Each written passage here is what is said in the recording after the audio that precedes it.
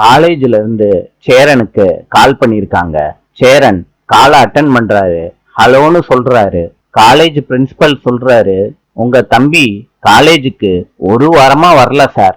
அவனுக்கு அட்டெண்டன்ஸ் போச்சுன்னா எக்ஸாம எழுதவே முடியாது. சேரன் இத கேட்ட உடனே அதிர்ச்சி ஆயிடுறாரு. பல்லவன் அவருக்கு தெரிஞ்ச பொண்ணோட பேசிக்கிட்டு இருக்காரு. அப்ப பல்லவனோட ஃப்ரெண்டு ரூம் கீ இந்தாங்கன்னு சொல்லி கொடுக்குறாங்க. பல்லவனும் அந்த பொண்ணும் ரூமுக்குள்ள போறாங்க. பெட்ல உட்காந்து பேசிக்கிட்டு இருக்காங்க.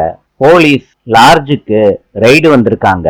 மேனேஜர் கிட்ட சொல்றாங்க, உங்க லார்ஜ்ல ட்ரக் யூஸ் பண்றதா எங்களுக்கு இன்ஃபர்மேஷன் வந்திருக்கு. அதனால நாங்க செக் பண்ணணும்னு ரூமா போய் செக் பண்றாங்க. போலீஸ் எல்லா ரூம்லயும் பொண்ணும் பையனும் இருக்கிறத பாக்குறாங்க. எல்லாரையும் ஜீப்ல ஏத்துறாங்க போலீஸ்காரங்க. போலீஸ் பல்லவனோட ரூமு கதவை தட்டுறாங்க. பல்லவன் திறக்கிறாரு. போலீஸ் சொல்றாங்க, நீங்க 2 பேரும் ஸ்டேஷனுக்கு வரணும் சொல்லிட்டு கூட்டிட்டு போறாங்க. அந்த நேரத்துல சோழன் பல்லவனை பாத்துடுறாங்க. பல்லவன் சொல்றாரு, அண்ணே நான் எந்த தப்பும் பண்ணலன்னு.